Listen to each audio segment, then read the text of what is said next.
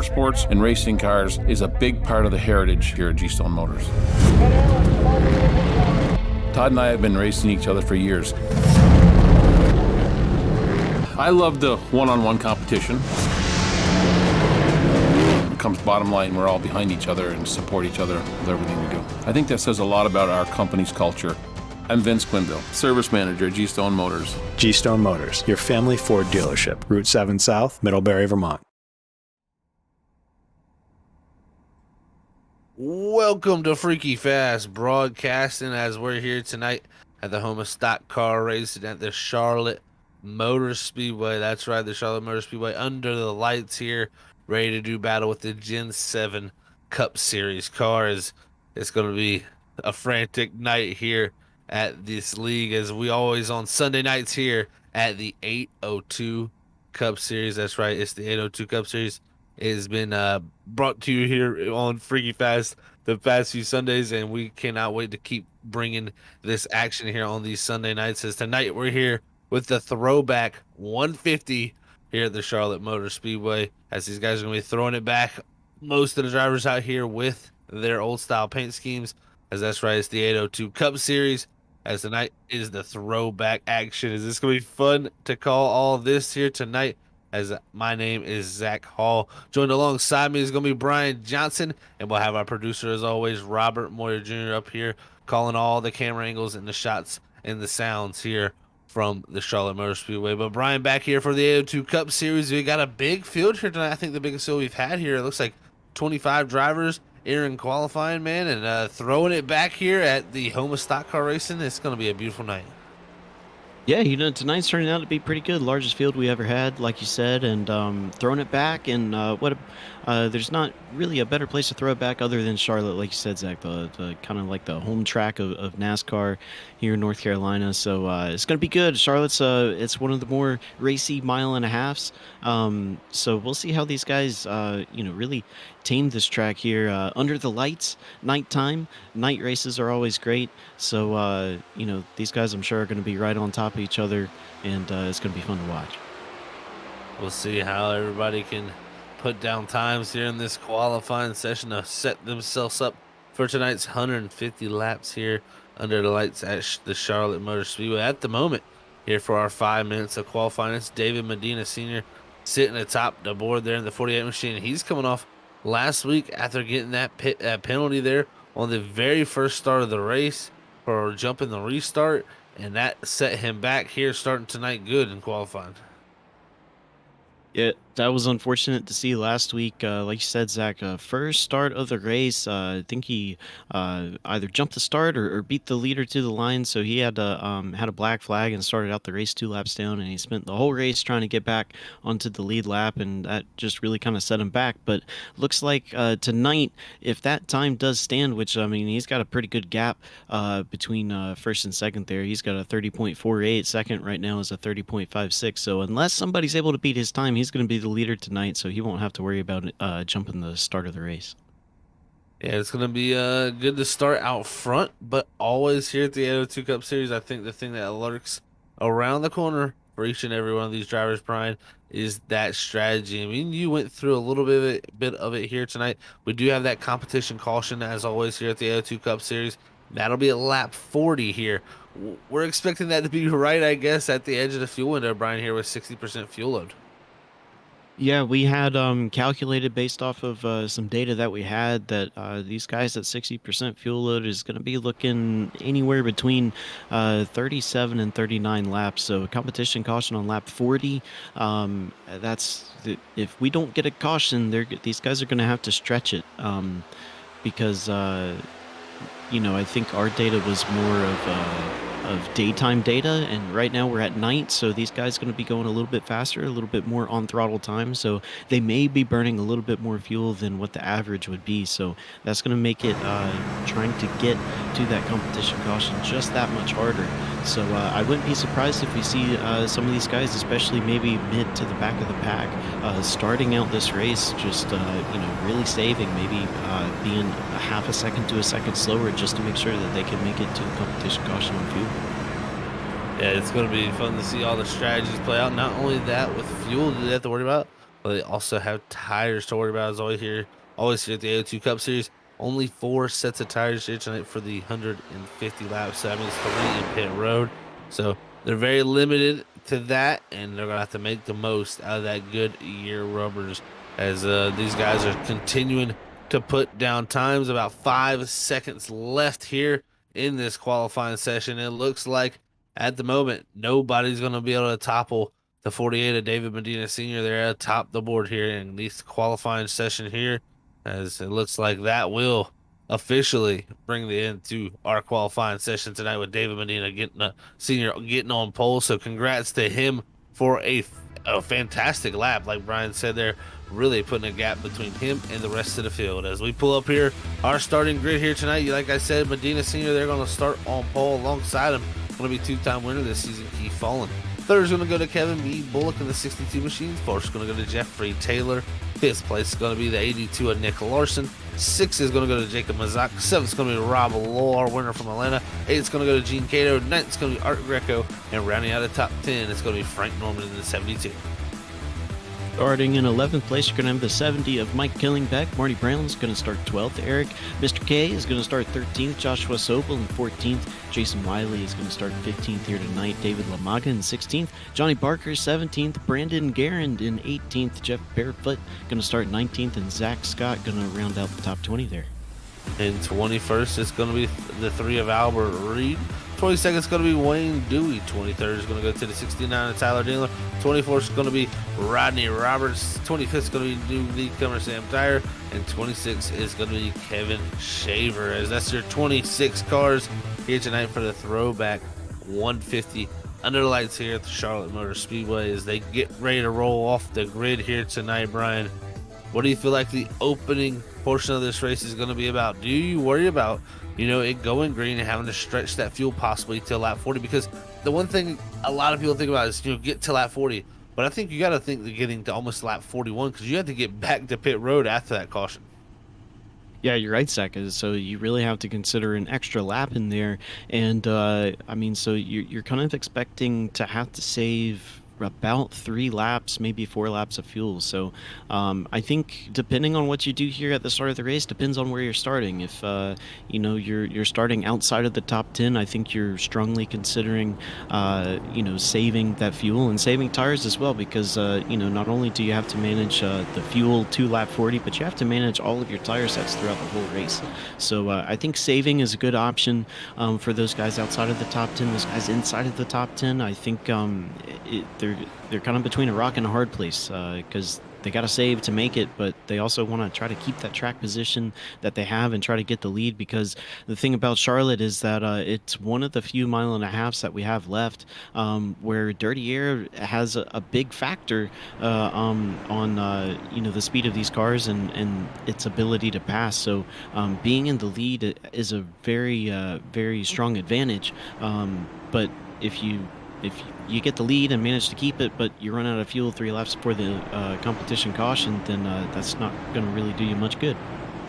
That it will not, Brian. It's going to be beneficial to try to make it to the end of that stage, or that competition caution there. So we'll see how it all works out, folks. Thank you all for tuning in here to Freaky Fast Broadcasting, as we're here for, like I said, the 802 Cup Series for the Throwback 150 here at the Charlotte Motor Speedway. 26 cars going to take the green flag here tonight as we near into the restart zone.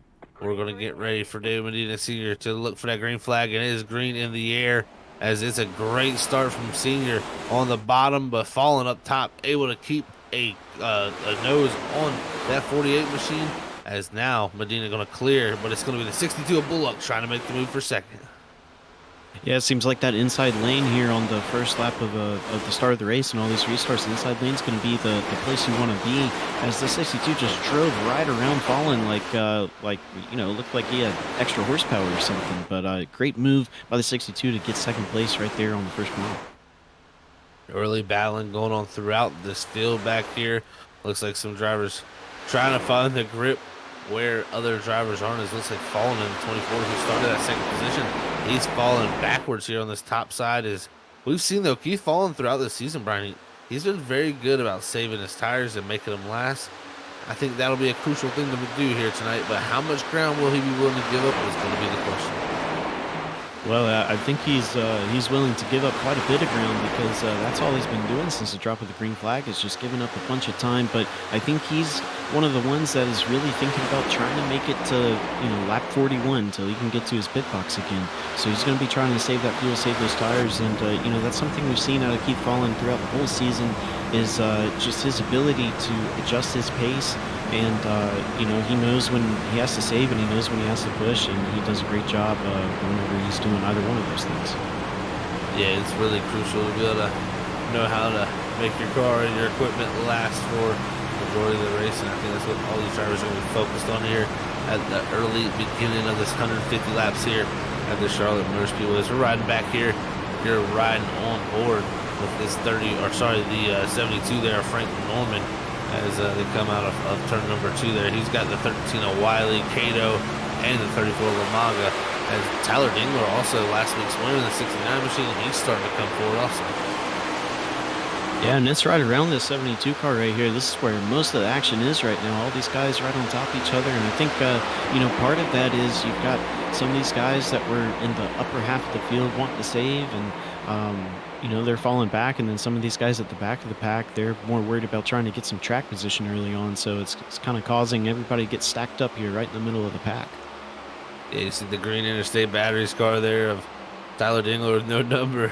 He's coming up through the field here in that 69 machine, starting in that 23rd position, already making passes for up to that 12th spot. Going to be questionable to see how those tires will last throughout that run for him, but everybody's seeing all these throwbacks looking great cars out here tonight at the A2 Cup Series. They're based actually on, I gotta make sure everybody knows this out here, on the 1992 One Hot Night All-Star race here at the Charlotte Motor Speedway. So definitely throwing it back to that single night, as the paint schemes are themed around cars that were in it. Oh, that's pretty cool. I didn't know that. That's always, we always have throwback races every now and then, but usually it's kind of just whatever everybody wants to put together. But that's really cool to really put it back to a specific race. And yeah, it's cool to see these guys. A lot of these did a great job. It looked great under the lights. As we're seeing Sam Dyer actually on our screen right now in that Pennzoil 42, one of Freaky Fast's own, making his first start here, his rookie debut. Yeah, first ever league start. We will confirm for this 42 with Sam Dyer. You've heard him commentate, you've heard him up in the booth. Now he's out on track, getting a little bit of a lesson out there from the racetrack. And the guy's such a great commentator. I think this is only going to make him that much better, being able to get out there and learn what each and every driver goes through, because he watches it all the time. I think he'll be able to apply a lot of his knowledge there. And right now, I like what he's doing. It looks like he's running pretty slow back there still, maybe possibly looking to manage these tires here for the long run. As Charlotte, Brian, it really does seem to eat away at these tires here quickly. It does. It's really easy to really push these things, especially the right front, and especially at night. Charlotte's got a lot of grip at night, and it's really easy to abuse that right front, carry way too much center speed, and before you know it, you're going to be starting to, that car's going to be pushing really bad on entry in the middle in turn 1, and then when it comes to 3 and 4, you're just going to be tight the entire time, and you're giving up a lot of time by just burning up your stuff. So it can be pretty difficult to kind of pace yourself and pace your tires, and really just gauge, how fast is too fast in the middle of the corner. And sometimes you have to do that based off of the guys you're running around. So we were talking about Tyler Dingler starting 23rd, and now he's up to 12th. If I'm him, it's good to get that track position, but you also have to wonder, am I burning up my stuff right now? Am I not going to have anything by the time we get 20 laps into this thing? I think a lot of guys are going to be asking that question for sure, Brian. And while all this was going on, we were watching, Kevin Bullock actually took the lead out front in the 62 machine. So great job by him to get by David Medina Sr. there. And also Jeffrey Taylor has now took over that second position as Medina has dropped back to 3rd. But I'm seeing a lot of different strategies here. I'm seeing drivers like Keith Fall and Rob Roll really dropping way far back here early to go and really planning out that management, saving these tires. It's going to be a hard charge back through for a few of these guys. Yeah, I think they're really banking on this race going green up until lap 40. I think if they get a caution at any point in the first 40 laps, that's really going to hurt the strategy that they're trying to pull off right now. But if it does stay green, I kind of like where they're sitting. They're not obviously not abusing their tires, and right now they're the ones that stand the best chance of making it to lap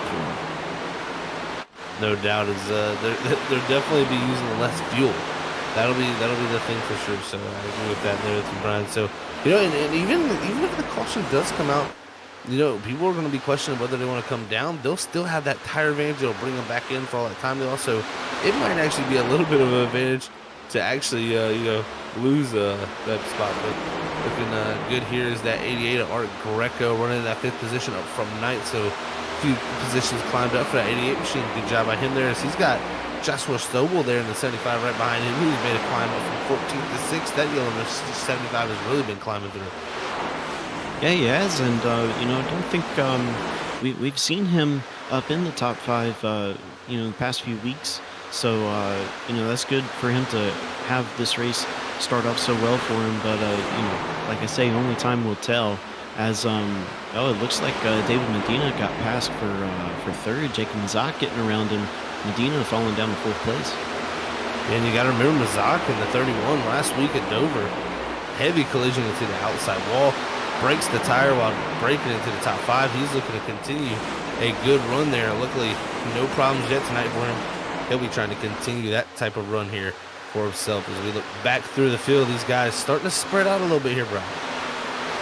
Yeah, they're getting spread out. That's just kind of a product of Charlotte.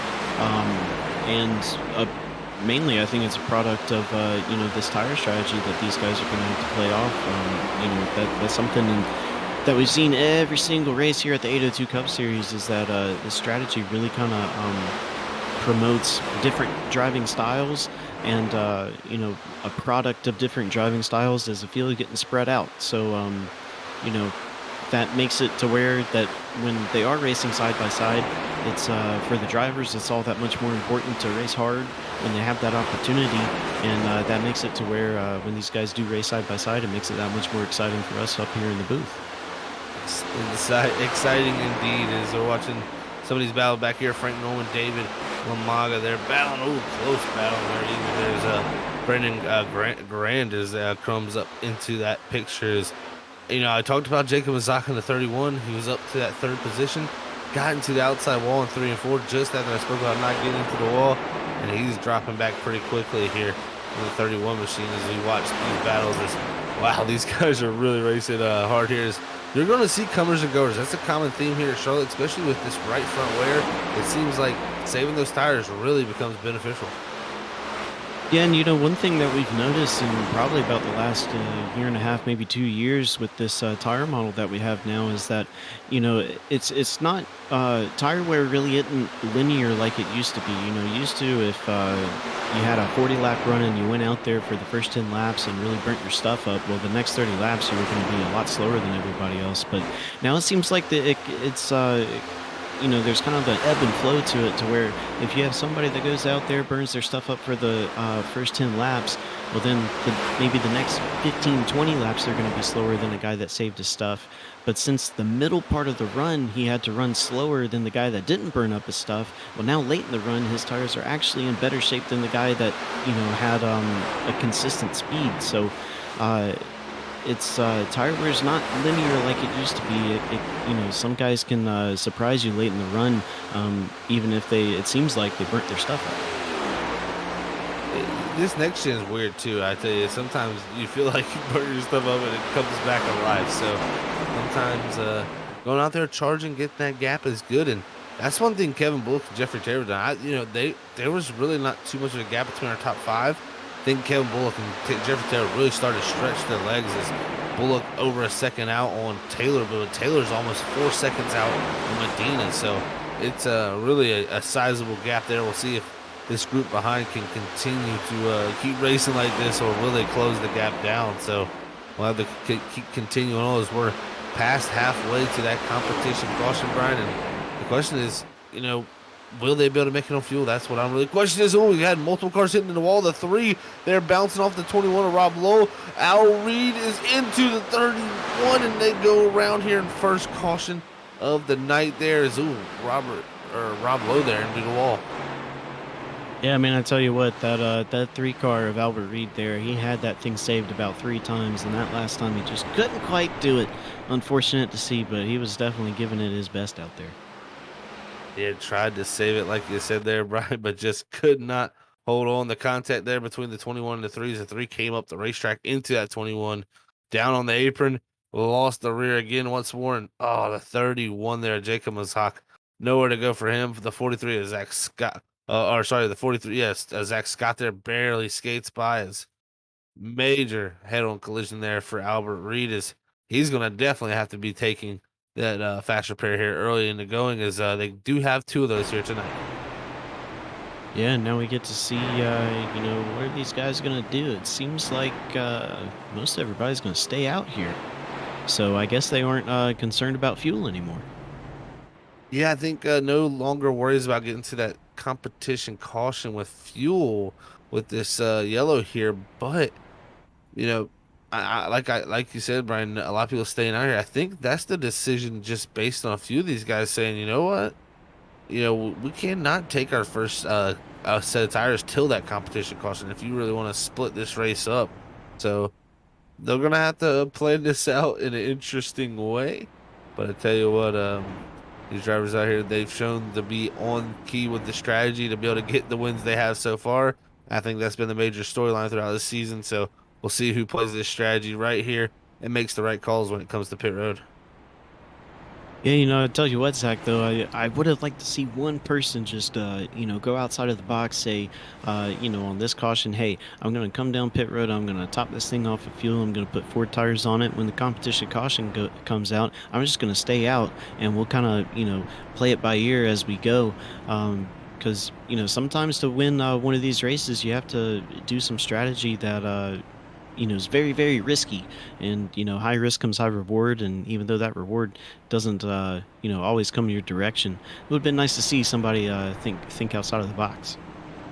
Yeah, outside the box is always an interesting way to think for sure. And I think we had a few guys come top off and at least get some fuel. So I like that strategy too from those drivers that were farther near the back. But it brings it all back together there. Kevin Bullock and Jeffrey Taylor had almost 5 seconds back to David Medina.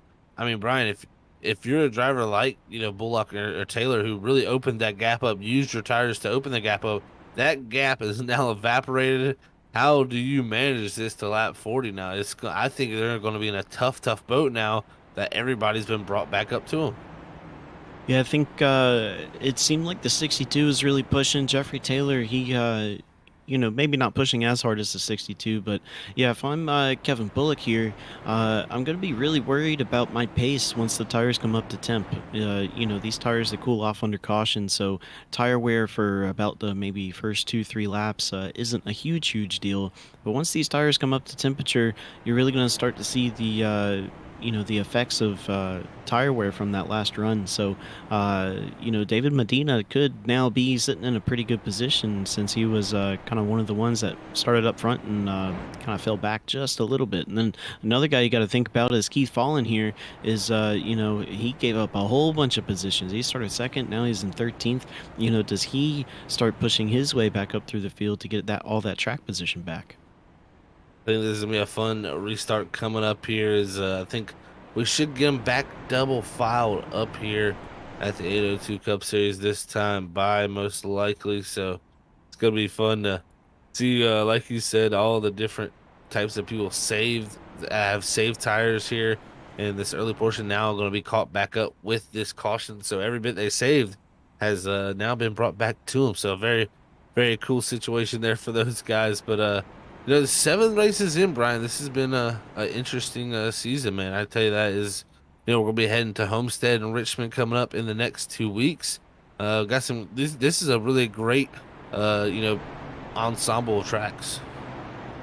Yeah, when when I found out we were doing the 802 Cup Series and looked at their schedule, I was like, that's pretty good schedule. This is going to be pretty good, pretty exciting. They've got pretty much all the tracks that a good Cup Series needs to go to, and every single race, they really have not disappointed at all.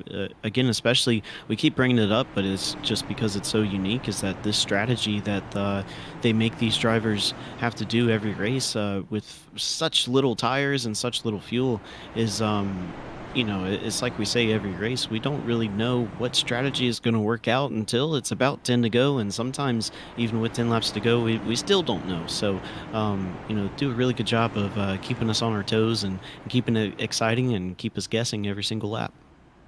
Oh no, the wrecking in the back, I think, is a few guys had a mistake. I think Brandon Garrard, he's had some type of issue there to cause him to spin it there, but no matter, we're gonna go back. Green flag racing. Here's the pace of car is gonna pull off to the left here, and Kevin Bullock's gonna lead us to the green. There is his discretion of when to go.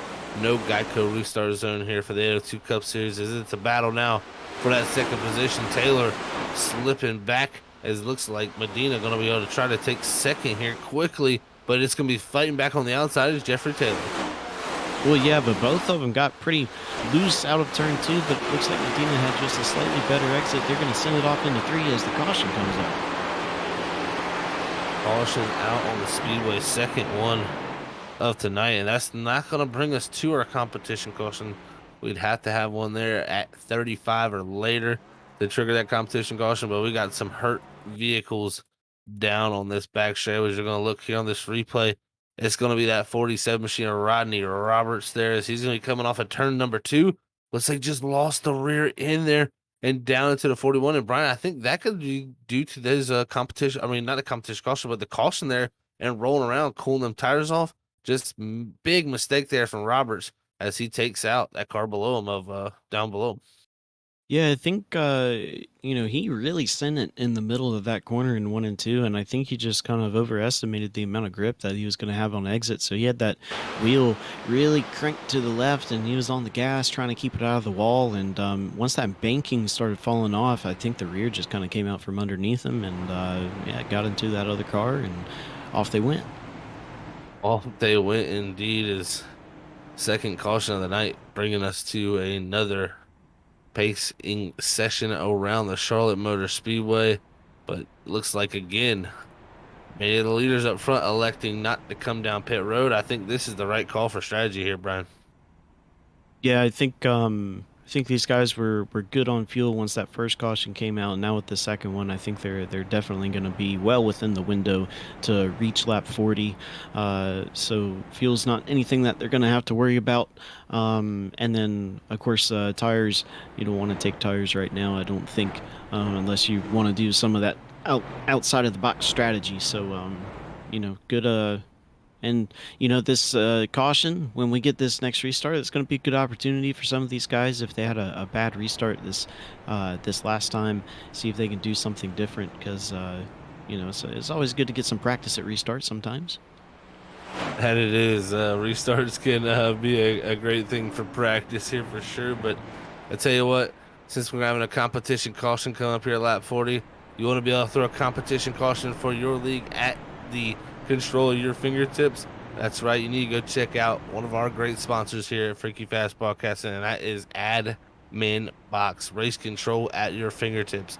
Each admin box is connected via USB. It has pre-programmed commands for race control, driver functions, and pit options. The LED backlighting makes the buttons highly visible in any situation, and the desk-mounted enclosure will make it fit on any single desk or any type of rig. So make sure you check out Admin Box at adminbox.com there, and that's Admin Box with 2 X's there, and use that discount code FFB/box with 2 X's to get that discount and have race control at your fingertips. So thank you to Admin Box for being a proud sponsor here at Freaky Fast as we continue to pace here at the 802 Cup Series at our throwback race here at Charlotte.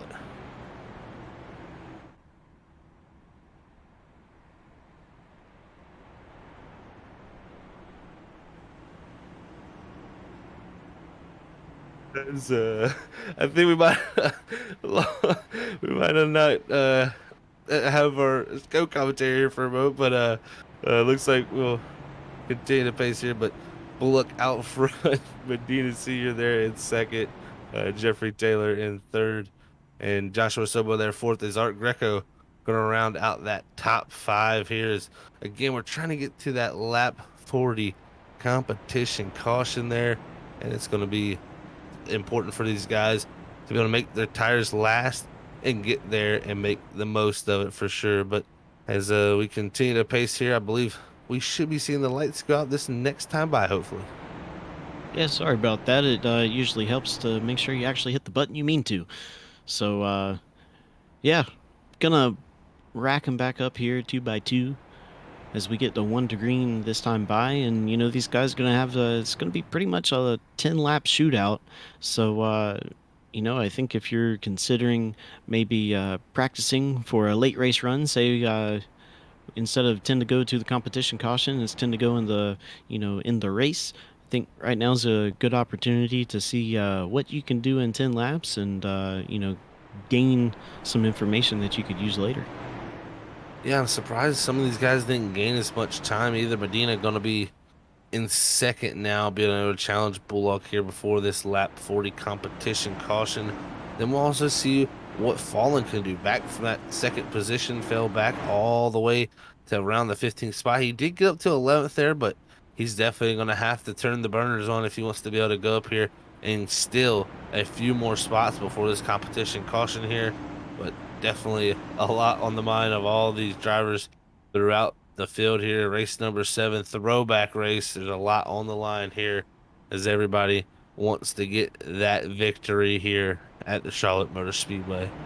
As they come into 3 and 4, hopefully no more issues for these guys coming down in the pace laps. There is we did have one issue there for Rob Lowell. I will say he had it looks like a connection issue, so he got dropped out for 2 laps. Luckily he's back in here and able to get some laps in, so hopefully he'll be able to get back on the lead lap there in that 21 machine, but we'll see how it works out for him. But pace car is in.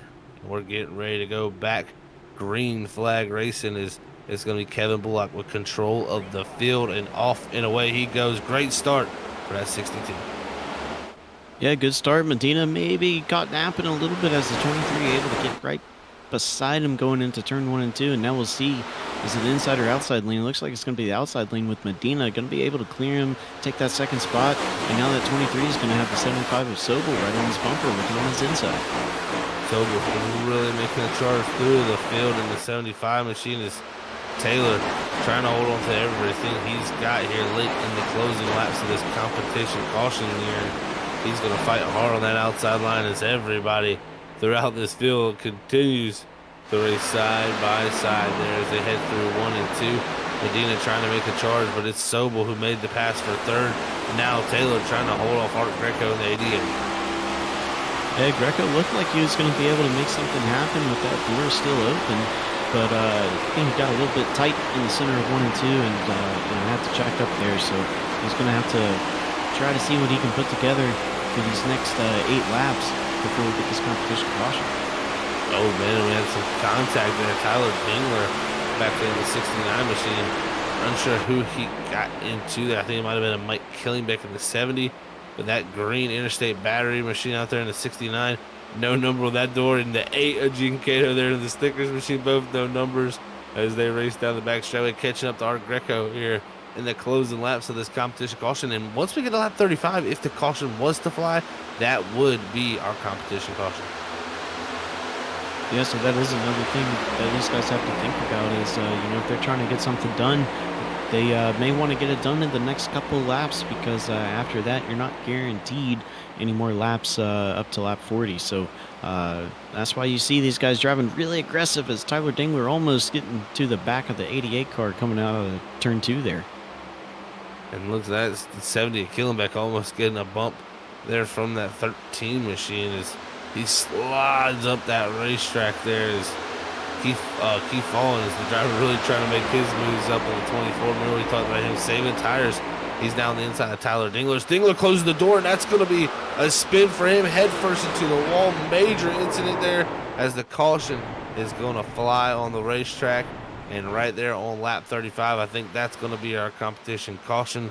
But man, oh man, that's not the way they want a competition caution to be started. No, they had about maybe 4 or 5 cars involved there, and one of them was the 3 car. 3 car already had to use a fast repair earlier. Albert Reed did, so hopefully it's not too damaged. I don't think it doesn't look too bad, but yeah, tons of cars damaged just then.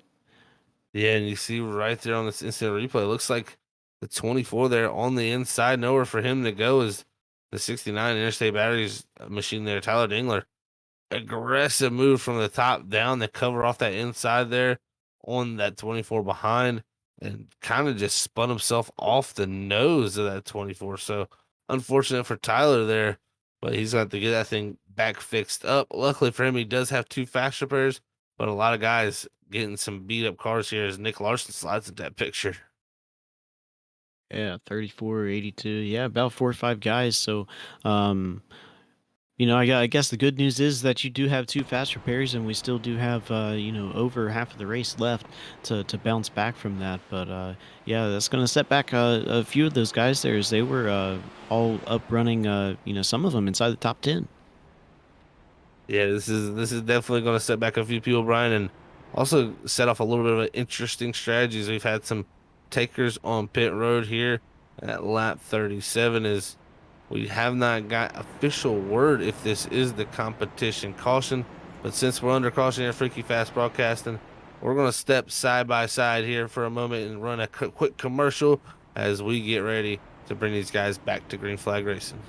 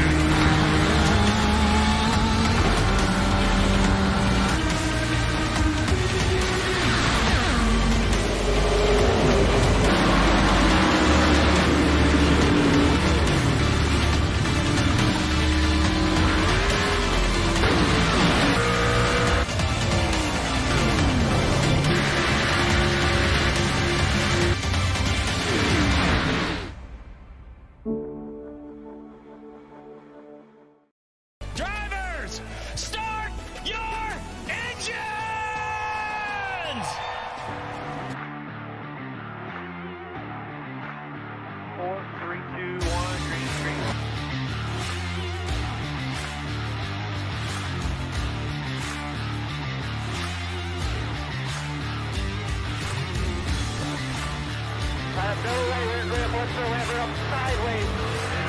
Sideways everywhere. Come on, man. Do what you can.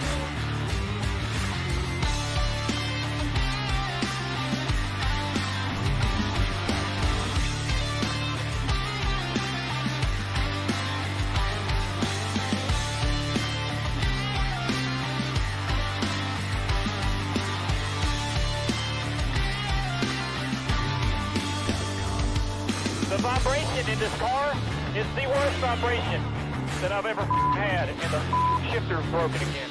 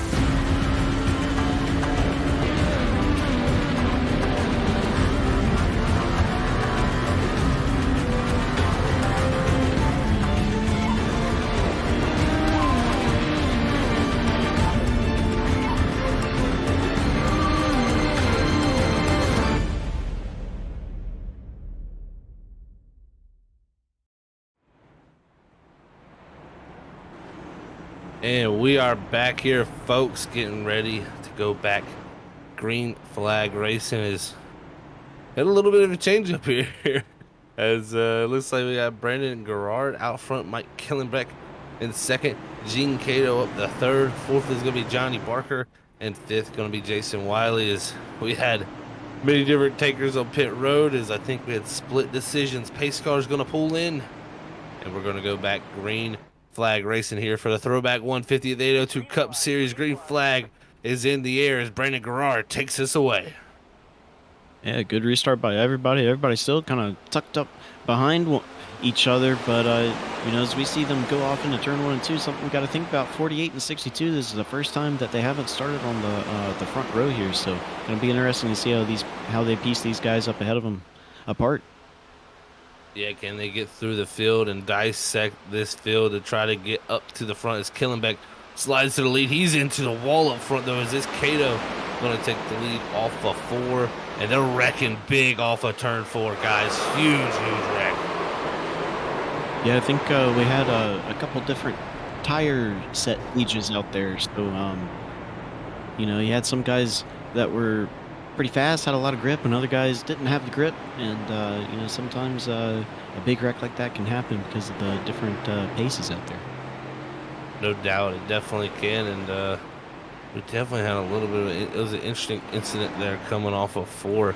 I think it all started around the 6 of Barker, as I think he got into the 34 from there, which the 6 is, yeah, you see the 6 getting into the 34 there on the freaky fast replay. He's going to hit the wall here on the outside, come off the wall, just barely missed the 48, get the 75 of Sobel. Here's falling just straight into the door to 62 of Bullock, the guy who's led the most laps in this race so far. Is just carnage here on the front straightaway. Here, Charlotte is these throwbacks are torn up. Yeah, these some of these throwbacks looking a little bit worse for wear, but like we say, these guys got 2 faster pairs. Although I think some of these guys might be down to 0. With the last about the last 20 minutes, we've had a lot of cars damaged. Yeah, I tell you, through the first 40 laps of these 150 laps, it has been tough for the majority of these guys in the field. As they've been having to get to grips with this car. It's been evil for them, it looks like, at times, and it's caught a few of them out there. As it looks like it can push tight at any moment, and then also get loose at any time. Also, as I think these guys are having a little trouble there getting back to pacing too. Is the way the caution came out and where it was, the pace car came out at a weird spot. Cato had to almost come to a stop. Yeah, I think that that pace car is slacking a little bit on that one, but now we got them all in order, I believe. But I guess while we're sitting here under caution, I guess we can look through kind of what we got looking forward to next week.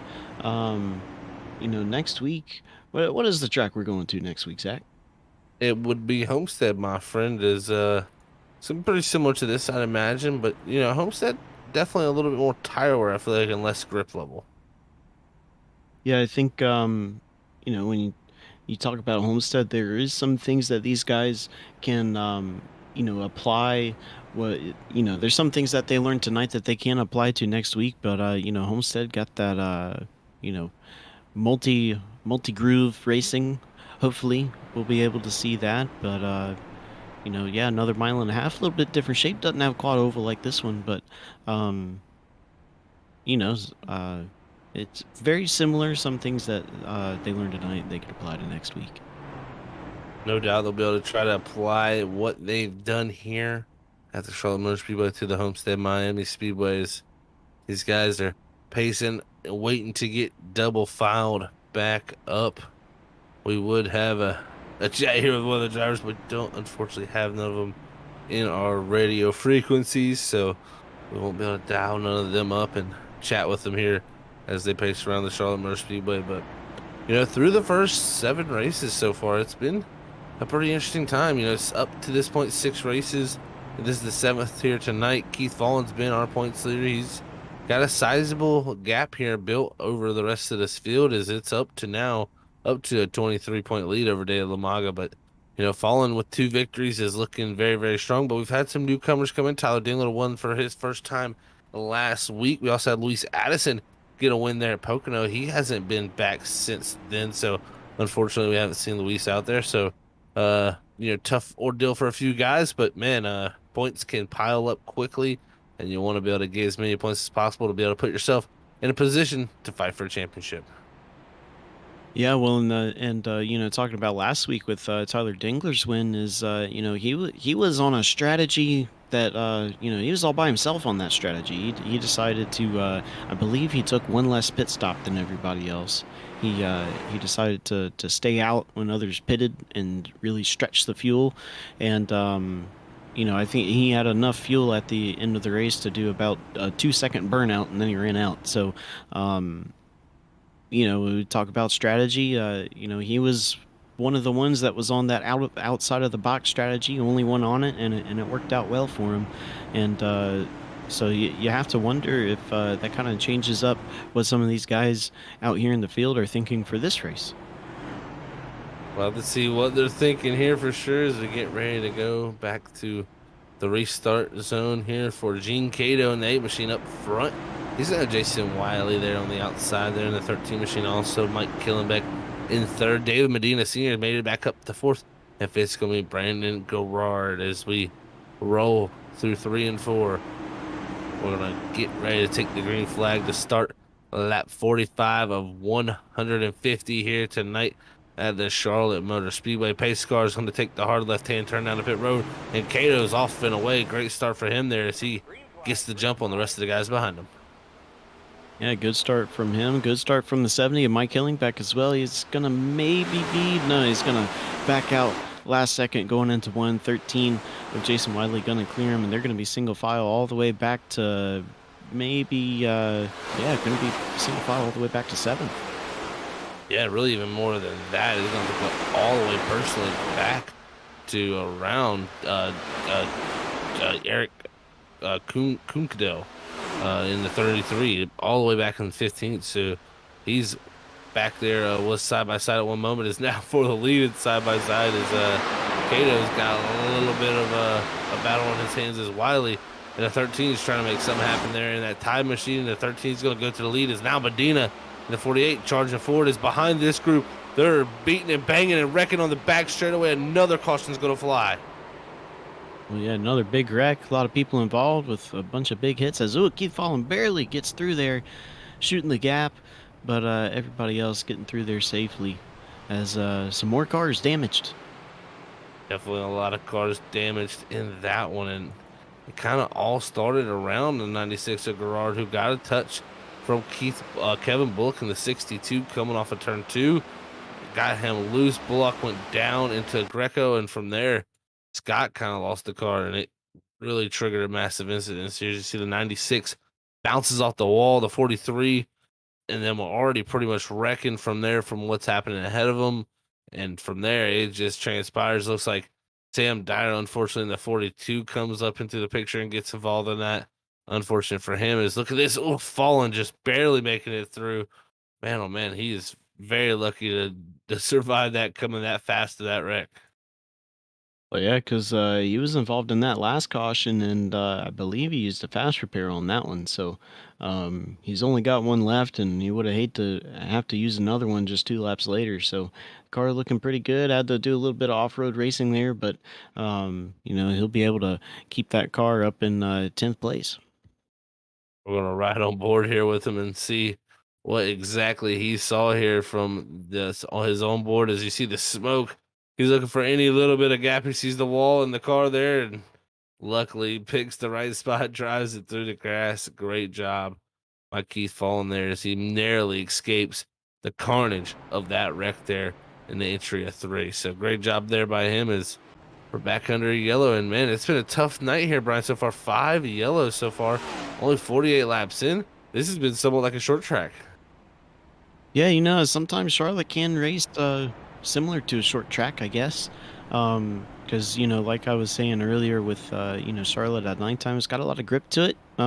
Especially with new tires, you do feel like Superman. So you make some really aggressive moves, and you feel like it's going to work. But sometimes it doesn't, and I think that's what we're seeing. I think a lot of guys are still trying to learn what the limits are.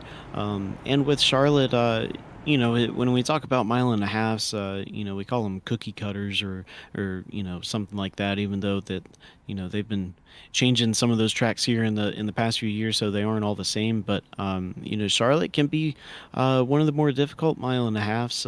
There's a lot of little nuances to these corners that if you don't have a good handle on, you're going to struggle. One thing that comes to mind is, going into turn one, there's a bit of a hump that you have to go down before you get to the center of the corner. And, if you don't know how to go over that hump, it can make that car pretty squirrely, especially in these next gen cars. So, when it comes to Charlotte, there could be a little bit of a learning curve there.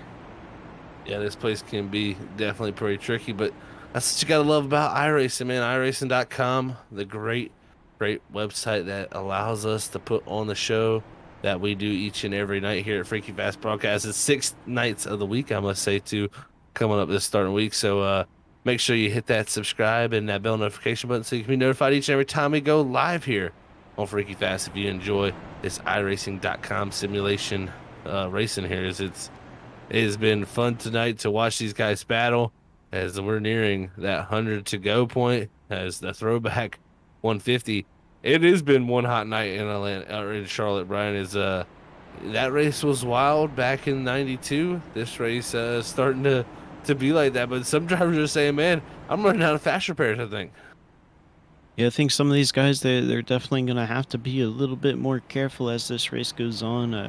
There's probably a handful of them out there that don't have any fast repairs left, or only have one left. So, and I don't think that's something we've really seen much of this season with the 802 Cup Series. They've always had 2 fast repairs, but I think for a guy to have to use both of them and then still get wrecked is a pretty rare sight to see. But tonight might be one of those nights where these guys are gonna have to park the thing just because of all the amount of damage that has been put on that car. Definitely not a place you would want damage either. This place has been very aerodynamic sensitive, and damage would hurt you for sure. But Brian, I gotta say, these things are a lot tougher than they used to be. These cars seem to take a pretty good beating when it comes to that wall now. Yeah, you can tap the wall fairly hard, and you won't have any damage at all. I think it takes a pretty big hit for you to get any damage, and the few times that I have hit the wall and then come down pit road and seen how long of a damage repair it would be, it seems to be right about what the minimum amount of damage you get that can be fixed is about 12 seconds. So when you're talking about 12 seconds of damage on this car, that's a pretty significant hit, and for anything below that to be no damage, that's a wide margin to where you could really beat this car up and it'll be okay. But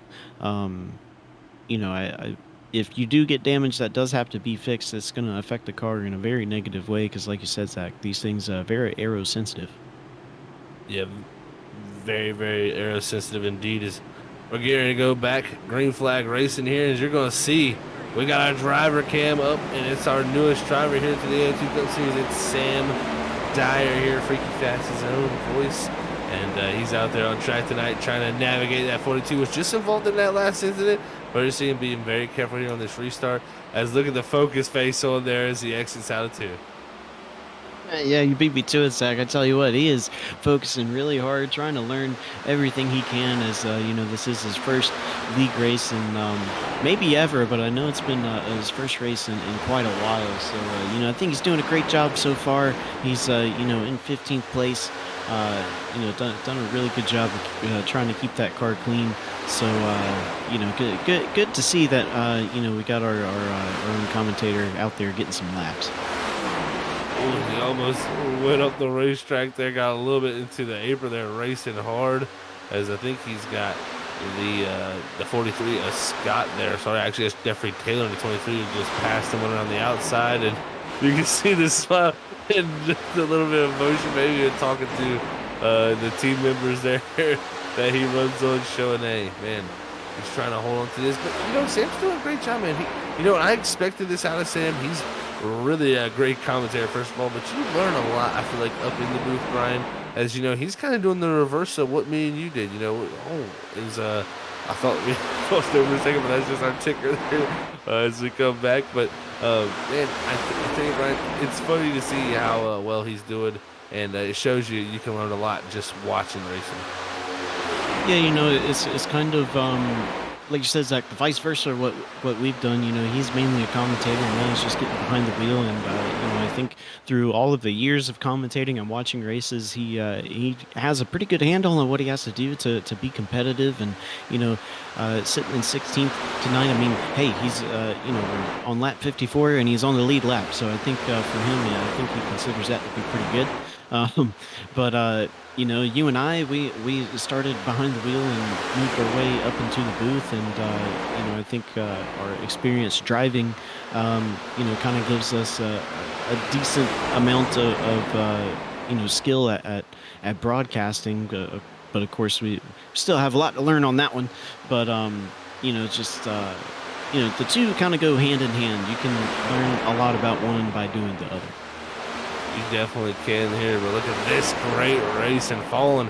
And that 24, he's trying to work his way back up into the picture as he works that outer groove. He's going to get by the 72 of Frank Norman there, also the 6 of Johnny Barker. So he's running up on the back there of Wayne Dewey in that 11 machine, as trying to make something happen there for falling. As like you said, he was involved in that incident before the latest one and just narrowly missed this one before. Still should have one fast repair, but definitely doesn't want to get involved in something else. But he's charging back through here, Brian, and doing a great job making the tires, making it not really look like the tires are getting too used. Yeah, it may not look like it, but I've got a feeling that right front is screaming for help. That last lap through these corners of 1 and 2, he was using that outside lane, and he was really sending it on entry and center. And, that's a move that I like to use as well when trying to pass people. But the problem is that you can't do it for too long, or, you really roast those tires pretty badly. So you have to, be careful with that, and, be patient with making up some of this time, but he's doing pretty good. You never count that 24 Keith falling out. Yeah, you definitely cannot, Brian. As you're seeing a group of these drivers continue to battle up here, is the 75 of Sobel up front. He's taking the battle to the 13 of Wiley, as they actually almost made contact up front. It got very, very close between those two on the entry to 3. And now Cato going to look to try to make something happen around the outside.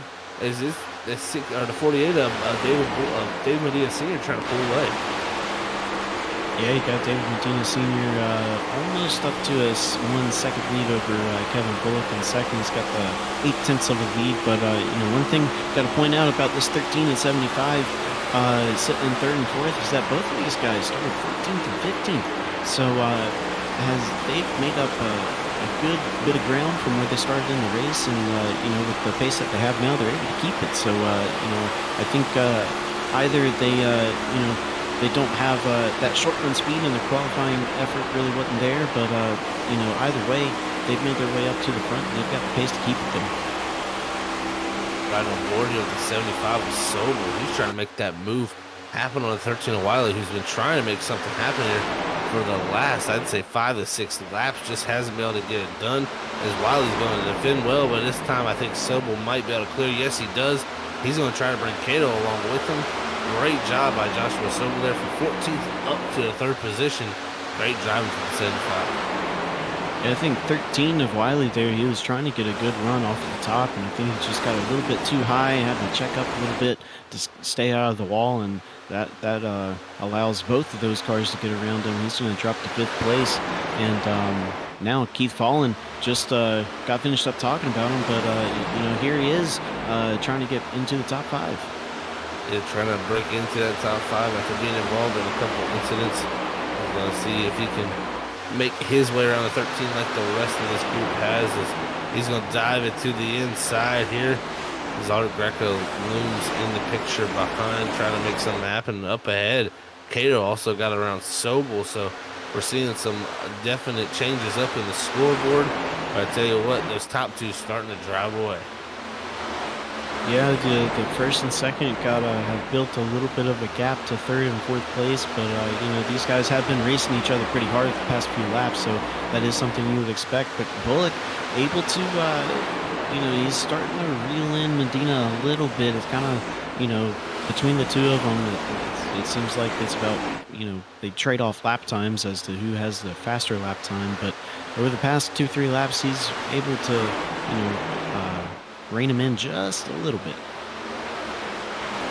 And it'll take a little bit at a time. You don't want to get too much gains at one time. That's when you really do see the tire wear, when you really start to push too hard. So that's one thing these drivers got to do is if you're going to try to go out there and get the driver ahead of you, you can't push too hard, because as soon as you close in that turn of the air, it's going to equate to slowing you down, and you're not going to like that one bit at all. But tell you what, Medina and Bullock looking strong right now, Brian, as they're trying to drive away once again and control this race. Medina looking to get for that first win. I tell you what, he's definitely going to make a statement if he can get a win here tonight.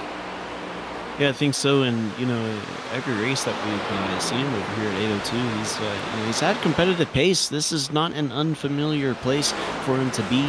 Roughly halfway through the race, up in first place. But, there's always something that's happened to where it couldn't quite close out, whether it's a mistake of his own or a mistake of somebody else that he gets caught up in. So, I think if he can keep it clean, tonight might be the night he gets that first win and, work his way up in the point standings.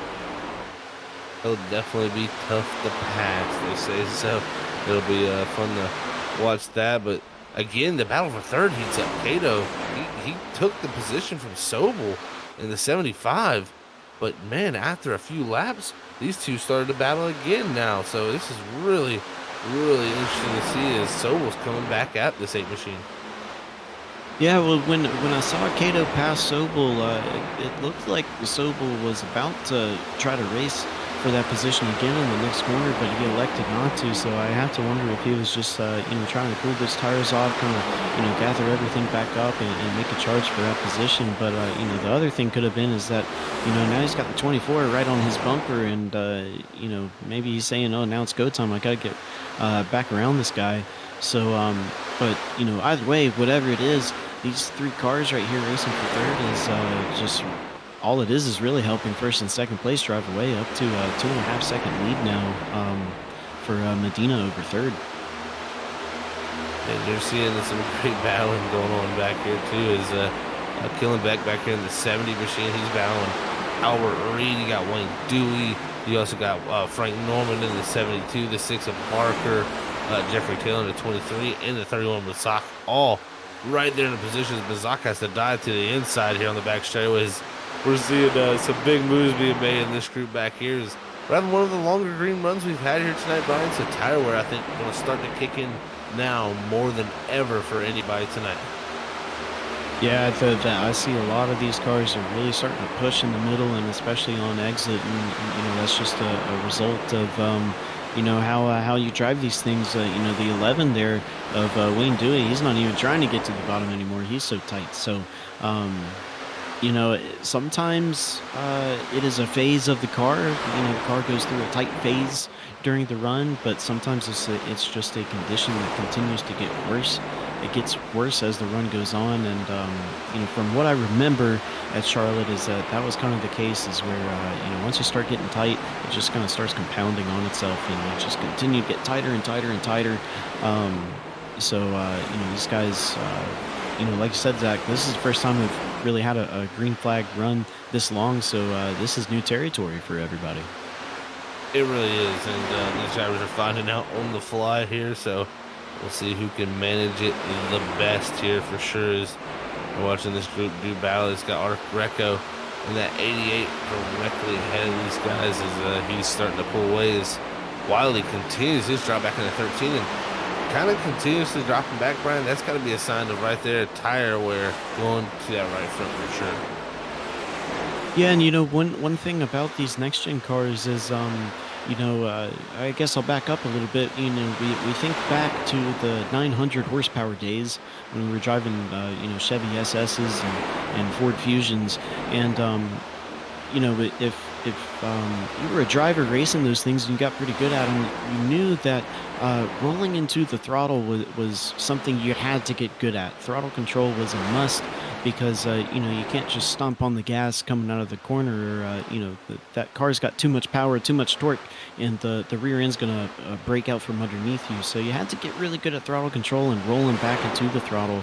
And then we had the Gen 6 era where we had a lot of downforce and not that much horsepower, and that one, most of the time you were able to just kind of punch back into the gas, and that worked well, but you could also roll into it. So and it didn't really matter tire wear wise what you did most of the time. But with these next gen cars, depending on what you do with the gas, getting back into it, what you do on exit, you can really change how the tires wear and how the car feels as the run goes on. It seems like if you roll into the gas on center exit, the car's going to be a little bit tight, because you aren't going to be putting a lot of load on the rear tires. But if you wait on that gas a little bit and really punch that throttle pedal back into it, putting a lot of load on the rear tires, and you're able to burn more rear tire than front tire. So you can kind of play with that as the run goes on, and depending on how the car feels. But that can be a pretty tricky thing to master.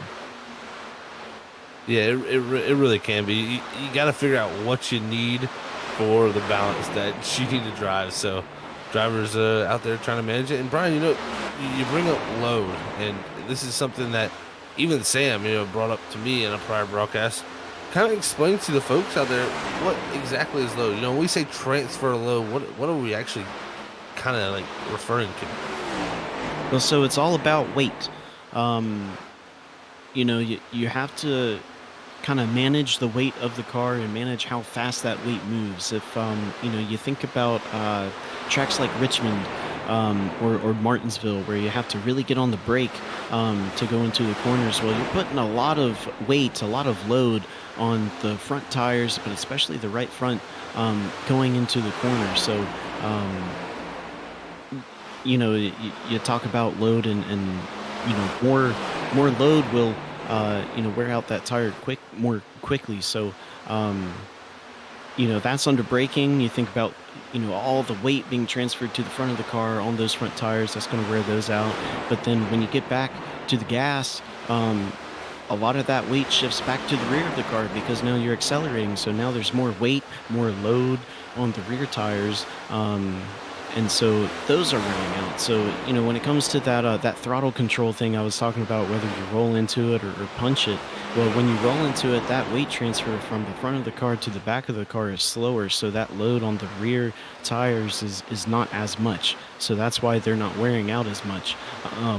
But when you punch back into the gas, from either half throttle, no throttle to full throttle, you're putting all that weight of the car onto the back of the tires almost immediately. And that big weight transfer, that big load change can really wear out those tires. So and depending on what track you're at, the track conditions, how the car's handling, and there's so many things that go into how you manage the weight of the car, or where the loads go. It is definitely an interesting fact, man. I tell you, thank you for breaking it down here for the folks all watching here tonight. Freaky Fast Broadcasting is.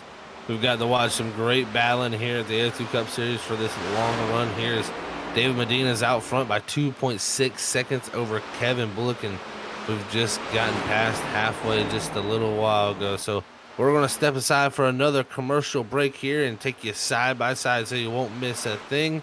We'll be right back, though, folks.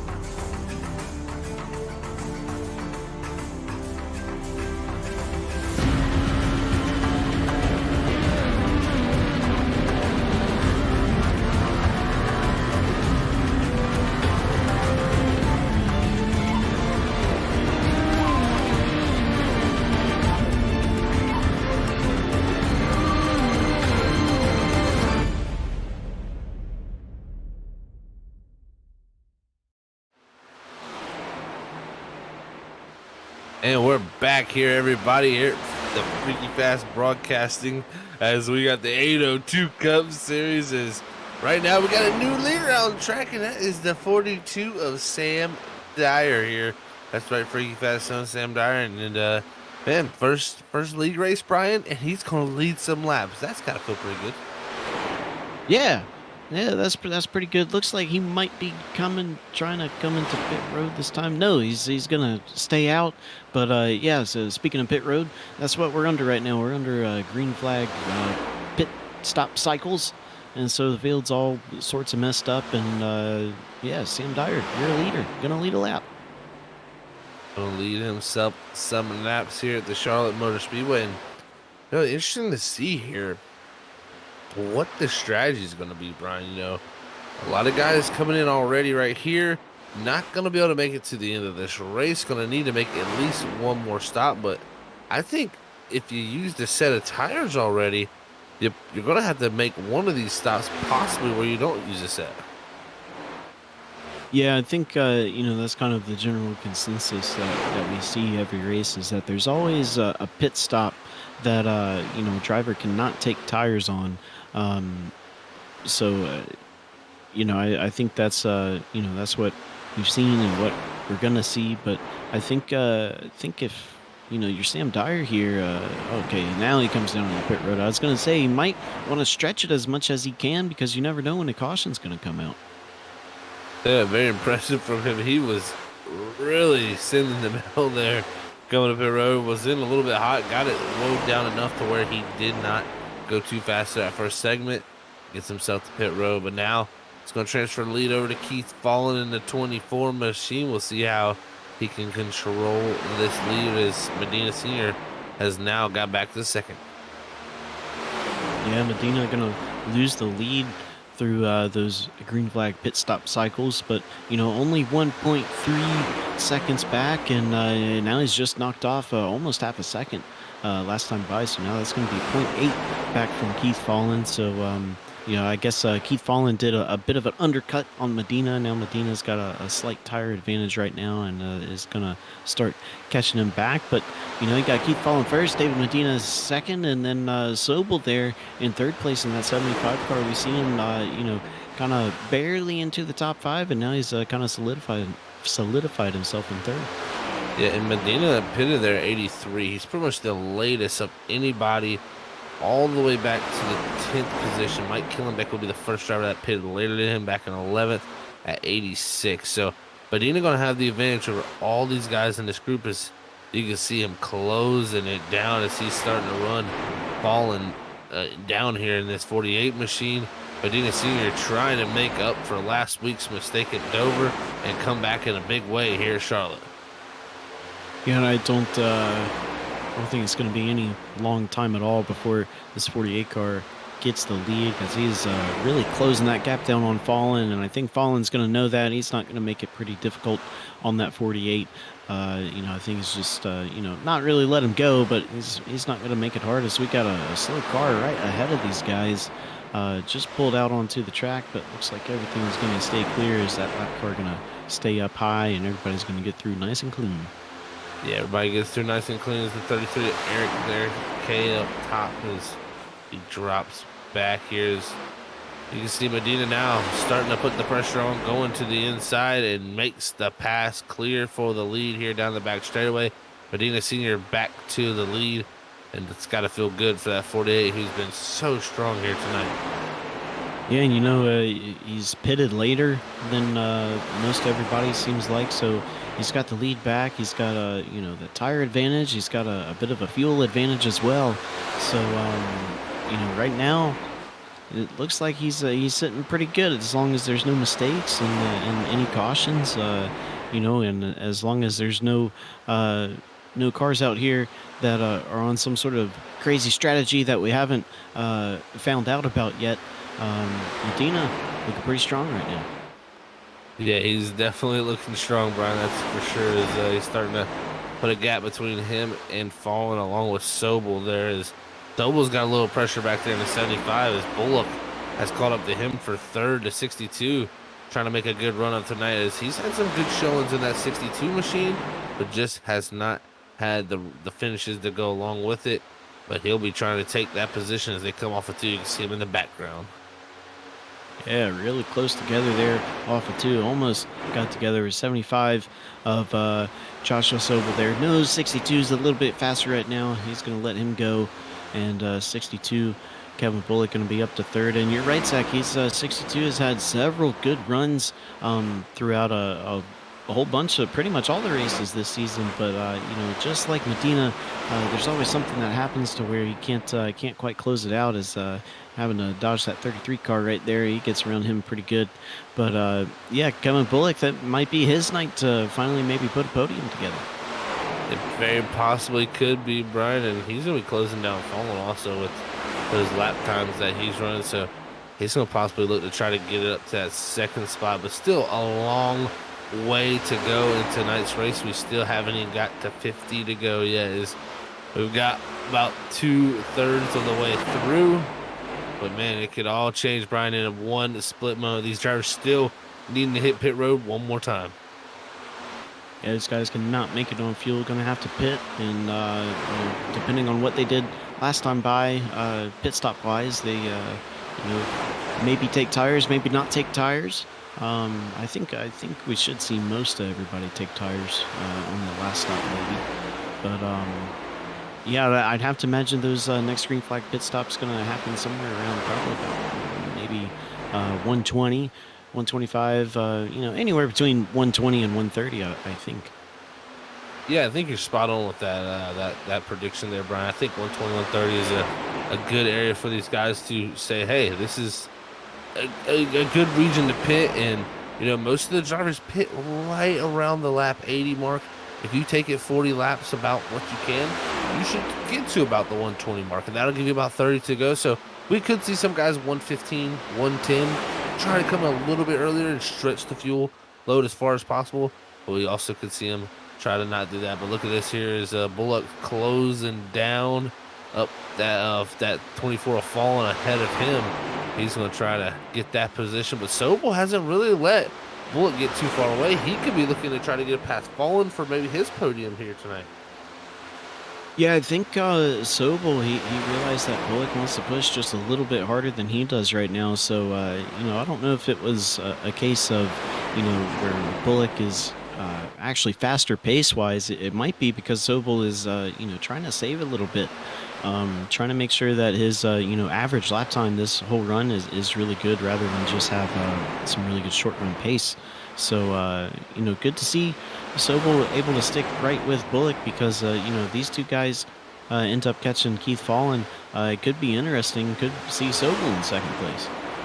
Yeah, and Sobel's got the same tires as Fallon, and he's been able to run a little bit quicker, but has Fallon been saving, trying to manage that earlier pit stop? That's a possibility also. So we'll see how that works out. But I think caution is out on the speedway. So we'll have to figure out exactly what that is for. I don't even see a car stop. There was a car, Zach Scott in the 43, low on the apron, and I think that's exactly what it was from. Looks like him and Jeff Barefoot in the 99 may have had some contact on the front straightaway. That has brought out this yellow here for the 6th time tonight after our longest green flag run here, Brian. And that's exactly what happened. A little bit of contact going into one. And here we are with a caution with 48 laps to go. So I don't know how much of a monkey wrench this puts into these guys' strategies, but I think it does change up things a little bit. Well, the questions that you have to ask yourself, do you come down now, get the tires, get the fuel, then come for a splash early in the run to get to the end of this race? Because I don't see many people being able to make it on fuel from here. But, it's a possibility. They don't come down pit road. That tells me not many people feeling confident about making it there, Brian. Yeah, it looks like we're only going to have one taker so far, and that's going to be the 8 of Gene Cato going to pit from 5th place. And other than that, you're going to have the 70 of Mike Killingbeck going to be pitting from 8th place. and behind him, Dave Lamaga from 13th, and then Albert Reed, a little bit of trouble getting on the pit road there. He's going to pit from 14th, so really only about 3, 4, 5 cars maybe electing to pit now. But depending on how this race plays out here, this strategy might work out for him.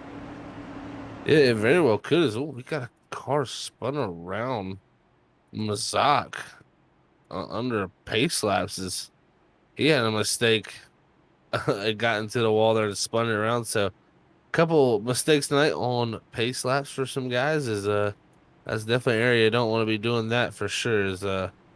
It's split up the field here with a few guys hitting pit road. And I tell you, Brian, if you keep coming down here each and every time, topping off, if you could stretch it, is the possibility for a few of these guys to try it. That's going to be what we'll have to see. But, man, this kind of does open the door for a possibility of trying to save the fuel. Yeah, I think with where we are now, you're looking at going back to green with about 40, probably about 43, 44, 45 laps to go. So, that's only about 6, 7, well, only about 6, 7 laps outside of, the fuel window. But if you come down pit road under this caution, get your tires, get your fuel, and then with 1 to go, come back down and top off. That's going to give you probably an extra lap and a half of fuel. And so then you're looking at maybe having to save about 5 laps. And, you're going to be going at a snail's pace that entire run here if it were to go green. But I think saving 5 laps at Charlotte in the next gen car, it'll be close, but I think it's possible. Yeah, not only that too, Brian, but we don't even have our 1 to green yet, and it's lap 106. So we complete 106 right here. I mean, you're looking at 44 laps to go at this point. You come down top off. If you come down top off one more time after that, if we don't get the 1 to green here, that'd be 43. And we were talking to Sam Dyer, before the race, and he said he felt like he could stretch the fuel all the way to 43 laps. Could we see someone try to do that? Could they stretch it 44? Yeah, I mean, I definitely think it's possible. I mean, we've, it doesn't happen often, but, I've seen, not in the next gen car, but in the Gen 6, and then, especially in the high horsepower Gen 6 days, where guys were able to save 5, 6, 7 laps of fuel. So, it's definitely possible, and I think, Charlotte is a track where it can be easy to save fuel. We talked about it last week, I think, where, when it comes to fuel usage in iRacing, all it is based off of your throttle input. So the more you stay out of that throttle pedal, the more fuel you're going to save. So if you, just lift earlier for the corner and wait a little bit later to get back into the gas on exit, you can save a really good amount of fuel. And, yeah, it'll be interesting to see if anybody's going to be able if anybody's going to try it, and then 2, if they're going to have the opportunity to do it if we go green, and then 3, if they make it work. Oh, it's going to be interesting for sure. As one guy did go to pit road, get 4 tires and fuel this last time by, and that would be Johnny Barker, the only guy on the lead lap to do that. So we'll have to watch to see the 6. Can he try to stretch it 43 laps? Gonna be almost need to be 44, but 43 at least up the speed race laps. This is gonna get super nerve-wracking for a few of these guys, and also even Medina and them. They got to question what kind of strategy do they want to play now. Let's put them in a box where no longer they have that clear-cut strategy they wanted to do. Now having to pick what you want to play out right here. So we'll see how it all works out. We're getting near into the restart zone. As tonight's throwback 150 here at the 802 Cup Series has been awesome to see, but it's going to be in control of David Medina's hands as the pace car has all 4 tires off. He has free range to go here as he'll be looking to control it here to the boxes. Now we take off, and Medina, not the greatest start there from him, but falling. Great start from that 24. Yeah, it almost looked like Medina had waited for iRacing to put out the green flag, which, usually you try to avoid doing, but maybe he was just waiting pretty late there as 62 trying to make something happen, but gets a little bit loose coming out of 2, and these guys single file all the way back to 6th place, where you got the 23 and the 13 battling it out as now they've gotten single file, but these guys are right on top of each other. Yeah, everything heating up right now. Every position getting a little bit more dicey. Everybody trying to find what a little bit of speed they can out of these tires here as they near that pit stop area they want to make. I talked about Johnny Barker on pit road. He actually got a black flag for coming down pit road for a closed pit stop, and that's going to bring him back to pit road. So that strategy I was talking about, throw it out the window. Most everybody are going to need to still make a pit stop unless we get a caution. Yeah, I mean, I believe that that's going to be a 30-second hold for him, so quite a sizable penalty there.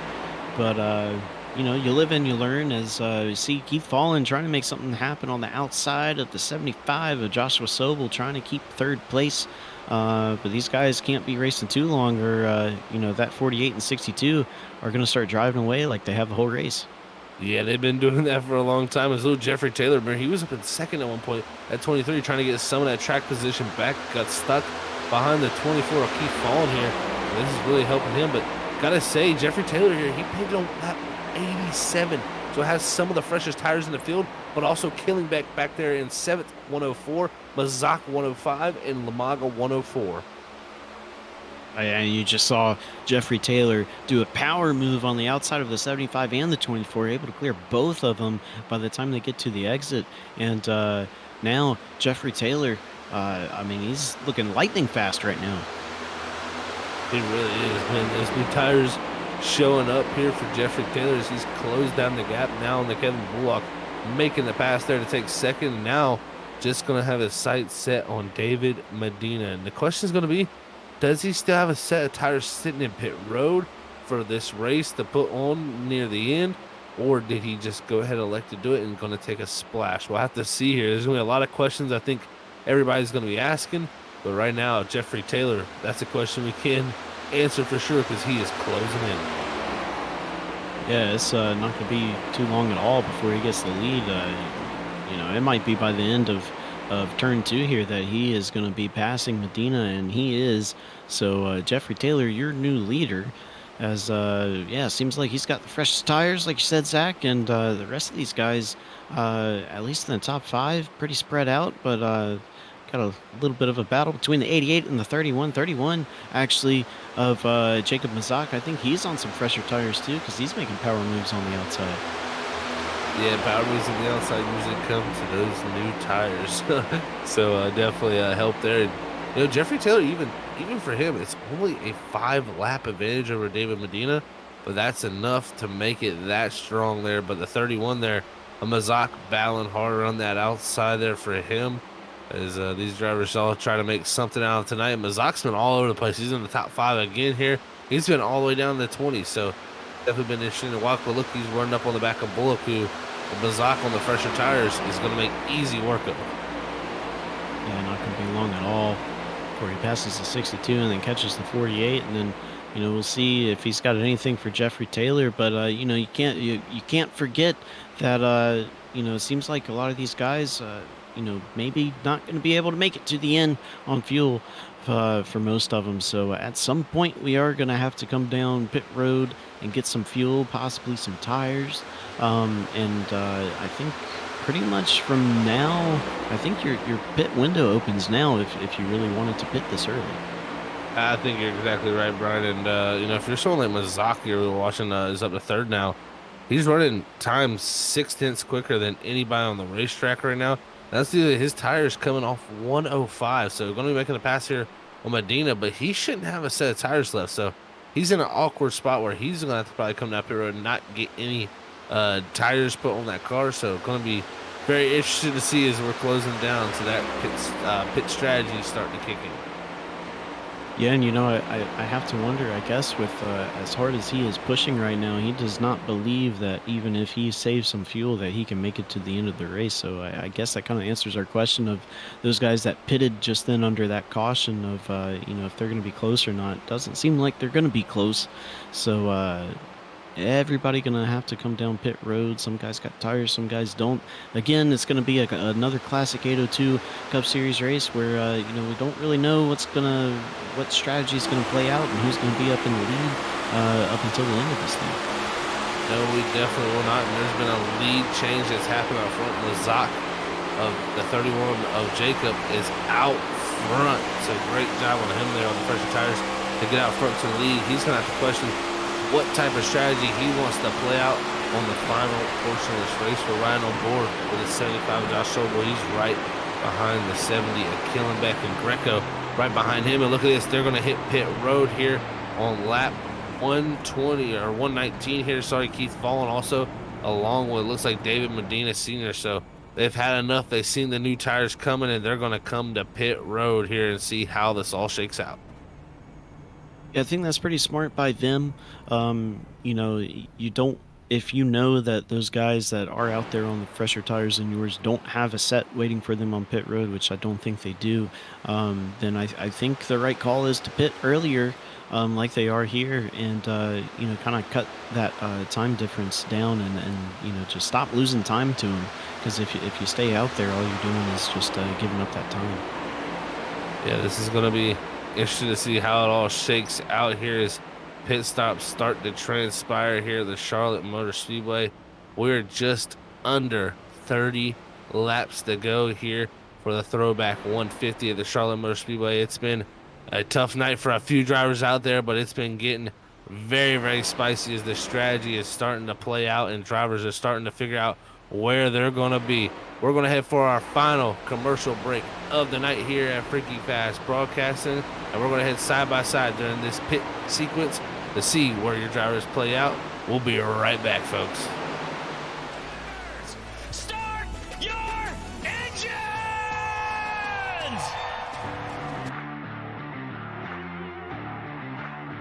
4, 3, 2, 1, green screen.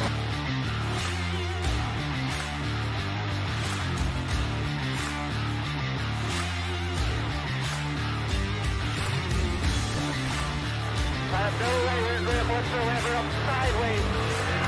Sideways everywhere. Come on, man. Do what you can.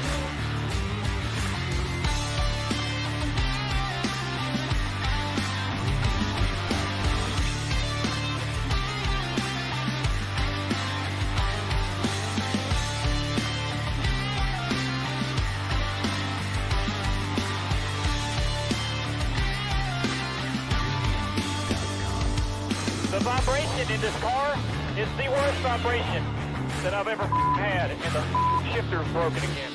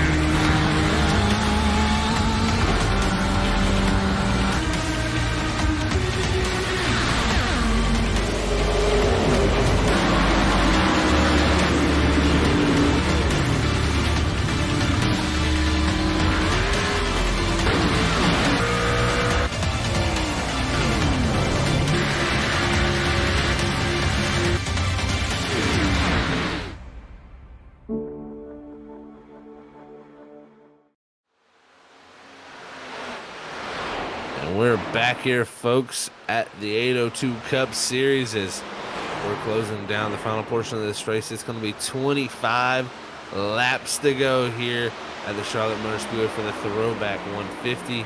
Don't make sure you go anywhere here at the end, because we're going to have post-race interviews coming up just at the end of this 150 laps and the conclusion of this race. You're not going to miss it, because we have no clue who we're going to be talking to here, Brian. No, well, one guy that during those pit stops right there had a little bit of trouble was Jeffrey Taylor. He was kind of a front runner there, it seemed like, but had a little bit of trouble getting off a pit road and ended up in the grass. And, car is fine, no damage, but gave up a lot of time there. So, he's going to have to really come up with something or have some luck with a caution to really get back into this thing, unfortunately for him. Yeah, we'll see what he can do to try to get back in position. But at the moment, right now, you got Mazak out front along with Brandon Garrard. Both these drivers pitted on 105, Brian. So this is an interesting call here with Fallen and Medina actually going to be the battle for possibly the top position when it's all over. Yeah, and that is, of course, unless for some crazy reason that the 31 and the 96 can make it on fuel. I don't think they can, but I think it's a smart decision by them to at least go as far as they can, maybe catch that late race caution and trap everybody a lap down here. Yeah, that would definitely throw a different spanner into the work here. So we'll see if we can keep it green until it all cycles through. But yeah, I had a question: what is Mazak going to be? Can he think he can stretch it? I don't know. And Garrard also too. So with Fallen and Medina now past them, getting their last back, this is good for them. But look at the difference in the speed. I think Mazak is definitely trying to say something here. Yeah, I mean, judging by his lap times, his last lap was 33.34, which is that's pretty slow. I mean, you look at Medina. Of course, he had just pitted, so he's running. Let's see, just crossed the line. He ran a 31 flat. So Mazak, now a 33.6. So is quite a bit slower. I don't know if that's going to be slow enough to save the amount of fuel he needs to, based off of how he was running. Before all of those pit stops, he was looking pretty fast. So I'd have to imagine if you were trying to save fuel, you'd want to save fuel at the beginning of the run. But who knows? Maybe he realized the numbers and a few laps into this run thinks he can still save it. But again, only time will tell. Only time will tell. We'll have to see how it all works out. But I tell you what, that battle between Medina and Fallen, it's not over with at all. Those two have stayed right together. Then Sobel's another 2 seconds behind them. Those three, it could possibly be the battle between them, unless, like we said, Mazak or Garrard can make something happen up here ahead of them. Yeah, and I think if you're Medina sitting right behind Keith Fallen right here, I think what you're doing, you're biding your time. I don't think you really want to get that position just yet. Maybe you want to be in second place or at least behind Keith Fallen as these laps wind down and try to make a late race move with 2 laps to go. Yeah, we're going to see if he tries to make something happen. He's closing it down here, Brian, and really getting pretty close to the back bumper of that 24 machine. And I'll tell you what, he's been so strong all night long. For him not to be able to try to make something happen here would be very surprising. But Fallen, a 2-time winner already this season, he's proven he's able to fight off and really have great head on his shoulders coming all the way down to the end. I mean, he made that last lap pass at Michigan and made that stick very, very well. We'll see, can he produce something similar here and try to hold off Medina in the closing laps. But looking a little bit free there off of 4. Medina's closing it down. Yeah, these two might have a battle on their hands here in a few laps, as we see they're going to pass Sam Dyer right there. Still doing a great job in that 42 car, but right now you got Keith Fallen, David Medina. If the top 2 right now can't make it on fuel, which is a pretty pessimistic situation there, but Joshua Sobel is the next closest guy to these guys, and he's almost 3 seconds back. So these guys got plenty of space to really race each other hard. They have that room to slow each other down. We'll see when these guys decide they want to battle, if they can battle, and who comes out on top.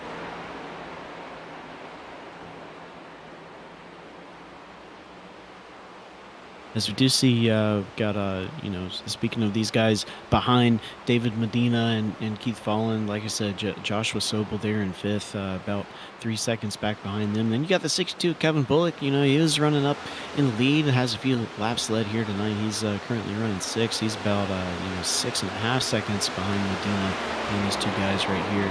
So a little bit of ways back, and then Jeffrey Taylor trying to bounce back from that little mistake coming off a pit road a little bit ago, running seventh, and he is trying to close that gap between him and Kevin Bullock right now. He's only about half a second behind him, so he's going to be attempting to close that gap down and maybe get that that last final position before this race ends, as we only have about 15 laps to go here, so not much racing left for the 802 Cup Series here tonight. Yeah, and I tell you what, Mazaka's got not that much time to figure this out along with Gerard, and they're both only about 19 seconds here directly ahead of following them. Ooh, they're trying, I think, to save it here, Brian. It's going to be a close one for them, but man, this race again, another 802 Cup Series race where coming down to the end, we really don't know how this is going to play out. Our two leaders right here on the front straightaway directly together. I think they're kind of playing cat and mouse together, because I see the lap times. One lap time, they'll go back and forth with each other. And I think one guy's saying, well, you save a little bit, I'll save a little bit here. And they're trying to make it happen, man. I tell you, if they can make it work, they've got 18 seconds to slow down. It could possibly work out in their favor. Like I said, it was going to be close on fuel. Well, yeah, but now when Keith Fallen crossed the line, now 16.9 seconds back. So at the pace they're running at right now, they're giving up about a second a lap, which at that pace, they'll be good. There's less than 17 laps in the race. So as far as that gap is concerned, they'll be fine. But if they find out that they are not going to make it and they have to save more, well, they might be able to save enough to make it to the end of the race, but if they're not able to hold first and second place because of that, then that strategy hasn't failed completely, but you're going to feel like you left a little bit out there. Definitely going to feel like you left a little bit out there, Brian. I'd have to agree with you there if you ain't able to go and get it all. But man, right now, I think they're committed to this strategy. For them to be running as slow as they are right now, lap time wise, I'm thinking you got to be saving a little bit here. I mean, if anything, if you knew you couldn't make it, you want to run as hard as possible, come down and get the splash of fuel. But the way they're running so slow, it tells me I think they're going to try to stretch these final 10 laps. And when they cross the line here coming out of 4, it will be 10 laps to go. And we're seeing from an onboard, he is definitely using that clutch and coasting through the corners. And right now, a 33.91 from him, from our leader, Jacob Mazak out front. And right now, Keith Fallen, as Mazak goes through 1 and 2, it is literally only back to that start-finish line, 12 seconds. I tell you what, Brian, with only about a second and a half difference between them in lap time, I don't think it's going to be close. It's going to be super close. It is going to be very close, because he is, I think he's close on fuel, very close on fuel, and so he's trying to save as much as he can, but he's really got to be careful about saving too much, because here we are, it's going to be 9 laps to go here. Keith Fallen crossing the line, and he's 10.9 seconds back from Mazak, so, it doesn't have a lot of extra time to play with. He's really gonna hold the pace that he's at right now if he still wants to win this race, if he can make it. Yeah, and a second and a half, the way the Delta keeps going down, a second and a half here, this is going to be very close. This is right on the edge for these two right here. And Keith Fallen and Medina, even Medina, you got to think he's got to be trying to make something happen here on Fallen, but just hasn't been able to do it while this is still happening. Maybe he's going to wait till they run up here on top of him, but oh no. Looks like Mazak well off the pace down the back straightaway here. It's Gerard closing in on him. Are they already closing on fuel? I don't know. I think his car is stuttering, but that could just be a iRacing thing. Sometimes while we spectate, that is something we get. But now the car sounds like it's come back to life. I guess he's almost in like super save mode. he's really. It seems like he's really got to save a lot of fuel now. The gap to Keith Fallen only 8.5 seconds. So yeah, you said it, Zach. This is going to be very close, and I don't think we can put any much more emphasis on it. I don't I don't know if we realize just how close this is going to be. Yeah, and I tell you, Mazak picked up the pace. Gerard behind him, he jumped it down to a 32.9. Now Mazak back into a 32.9 here. Fallen and Medina directly behind us, both 32.5s. That's only 4/10 quicker. That's not enough. It's 6 laps to go for them to catch them. They're going to have to need these guys to run out if they have pace similar to this. I think they definitely have been saving as much fuel as possible here. And Gerard, he might be in the perfect position here with this draft. Yeah, I think maybe Mazak didn't really intend on him catching him to where he can utilize this draft, but 3/10 back from the leader in that 96 car, Brandon, he's going to be able to save just a little bit extra fuel as leader went out there, but for a little bit, but now he's back, and now the question is, so these two guys are in a very tough position, right? They have to keep the pace up to where they remain first and second place. They have to try to save enough fuel to get to the end. And both of these guys, bumper to bumper like they are, they both have to win this race. So these guys have a lot going on right now. And, if you spend too much time worrying about one thing, that can mess you up for something else.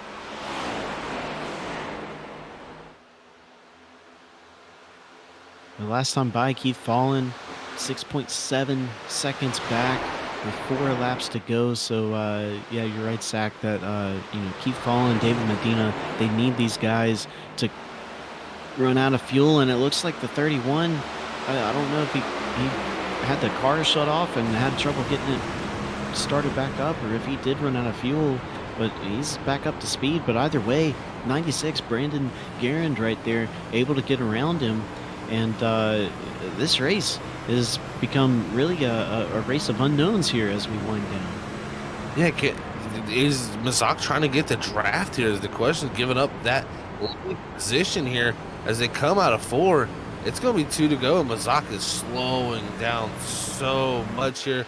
This has me questioning how close is the fuel going to be. Does Gerard out front have enough here in the 96 machine? We're going to hop on board with him. He's definitely pushing that clutch in to roll around these corners and disengage that motor. So trying to use his little RPMs and use as little bit of fuel as possible. As Mazak way off the pace behind him here. We're going into 1 and 2 for the penultimate time tonight.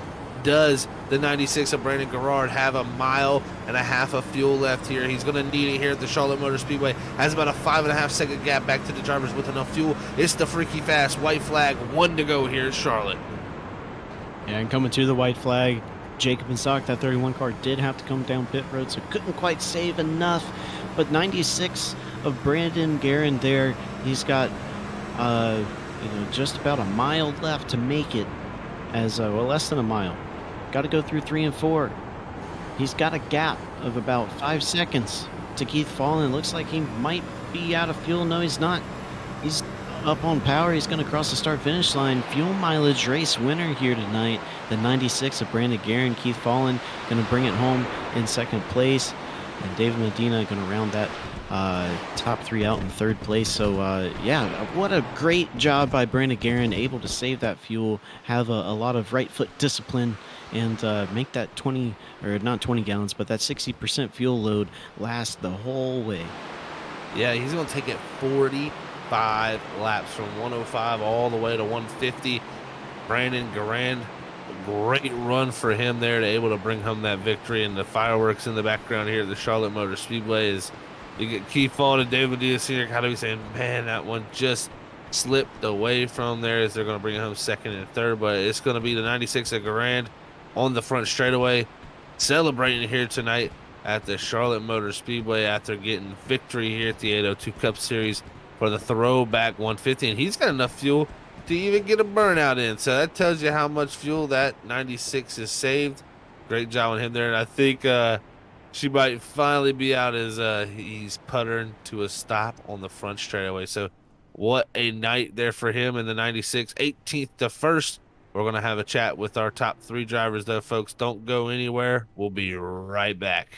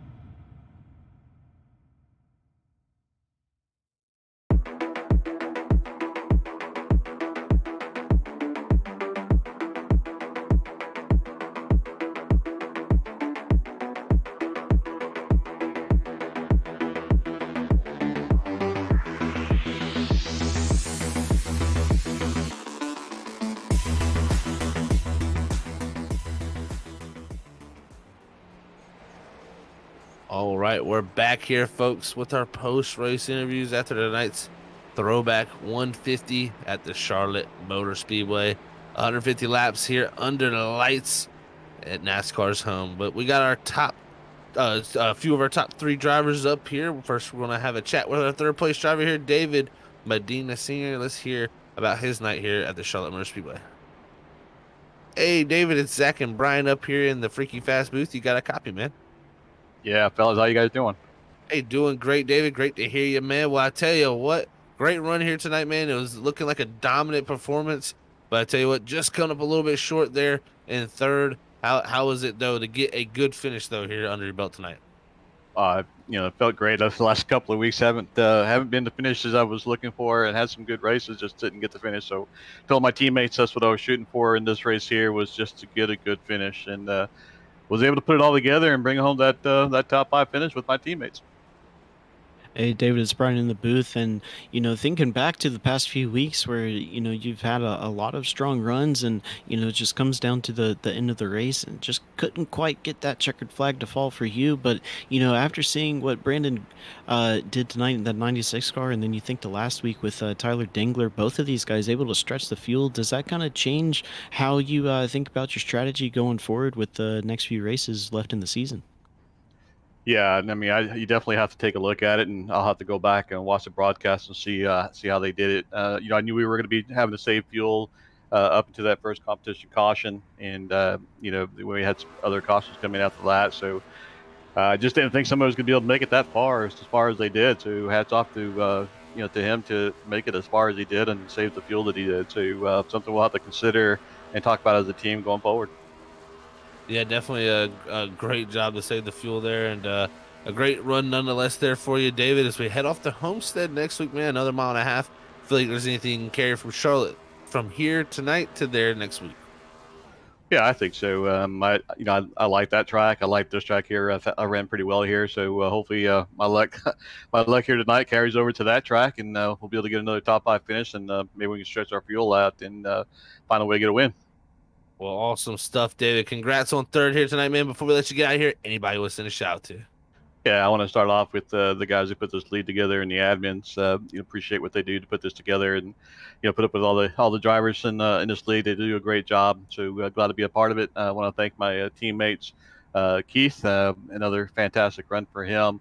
Got another P2 finish up there, and then Kevin Bullock. Want to thank him as well. A lot of conversations going on in our team chat to figure out pit strategy and things of that nature. So just appreciate all those guys up there. Well, awesome stuff, David. Great hearing from you, man. And I tell you what, we'll catch you next week at Homestead. I appreciate it, guys. Good talking to you again. All right, everybody. That was your third place driver here tonight, David Medina. Senior. Great drive for him there and great finish there after leading some laps here tonight at the Charlotte Motor Speedway. Now we'll go ahead and move on to our second place driver here tonight, Keith Fallon, and our points leader here after leaving our 6 races and the 7th race here tonight at Charlotte. Hey, Keith, it's Zach and Brian up here in the booth. You got a copy, man? Yeah, I got you, man. Well, Keith, another fantastic run here tonight, man. Coming in with the points lead after 6 races here at round number 7. Looked very, very good here tonight, Charlotte, and even a great rebound after getting caught up in a big incident there. Yeah, when we first started the race, my whole plan was trying to go the 40 laps for the comp caution. And so I kind of fell back just saving fuel. I was pushing in the clutch and cutting the engine off. I found that's probably the best way to do it, practicing throughout the week. But yeah, we got caught in that wreck, and then after that, I was just like, all right, let's get after it. So I just pushed hard and ended up second somehow. Hey Keith, it's Brian in the booth, and I always got to ask one of these top 3 guys just how the car was for you tonight. And I think you're a good guy to ask, since you did have to started up front, went to the back, got caught up in a wreck, and you're kind of all throughout the field tonight. But how was that dirty air, and how did that car feel throughout the whole run? Tight, loose? How did that thing handle for you? The dirty air wasn't really that bad. I don't think, with the upgrade or the update that iRacing did from when they ran like the Coke 600 to now, it tightened the car up quite a bit. When the Coke 600, when I did the NIS race, I was running 30.0s. And then, here, I think the fastest lap I ran was a 30.6.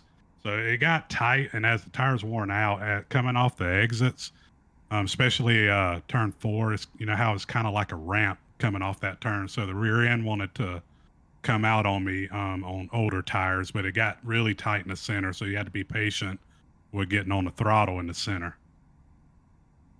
Well, Keith, I tell you what, man, you definitely had a lot of patience here tonight to be able to bring it home in that second position, man. Just coming up short to some fuel strategy. I tell you, like you said, you were going to save that fuel there for that first stage to get to lap 40. How surprised were you that they were able to save actually 44 laps under green? It didn't surprise me too much. During my practice, when I was doing the fuel saving practice, when I hit lap 40, I still had like a gallon and a half left in my tank. And that was with the last 10 laps, me just start pushing the car hard. So I figured they could save it. I thought there would have been a caution coming out in between, that last caution and the end of the race. But unluckily, that didn't happen, and I give hats off to Brandon. He drove a hell of a race.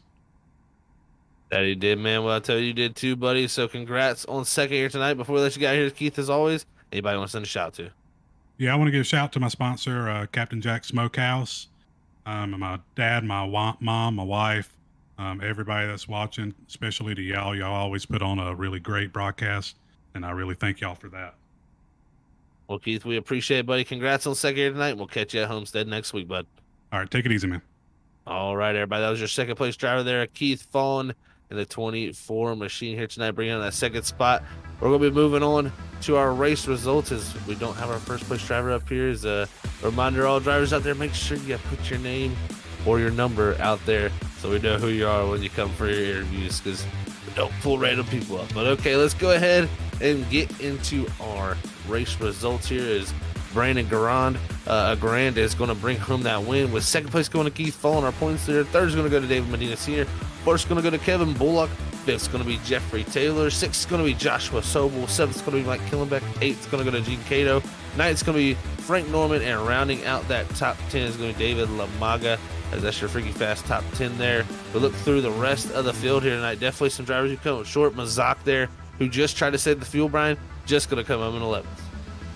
Yeah, just couldn't quite make it. Maybe about a lap and a half short. So, with that long run, definitely could have saved that if you started at the beginning of the run. But, definitely we'll keep that note for next time. But, last week's winner right behind him there, a lap down, Tyler Dingler in 12th place. And then, also gotta look at that 42 car, Sam Dyer there, 2 laps down, but finished 16th. Managed to stay out of trouble for most of the night except for one incident. So, that was a good job of him in his, first time behind the wheel in a league race. And then, another guy you kind of have to look at is Albert Reed, finished in the top 3 last week, but going to finish 21st here tonight, had a lot of trouble. So, a lot of guys, that were sitting pretty good up in the points, didn't get good finishes tonight. So, a little bit of points shakeup, other than Keith Fallen still going to be the points leader. Yeah, definitely going to leave good tonight for Keith Fallen in that second spot. With that points lead coming in tonight, should leave with it. So, great race here tonight for the Throwback 150 at the 802 Cup Series here at the Charlotte Motor Speedway.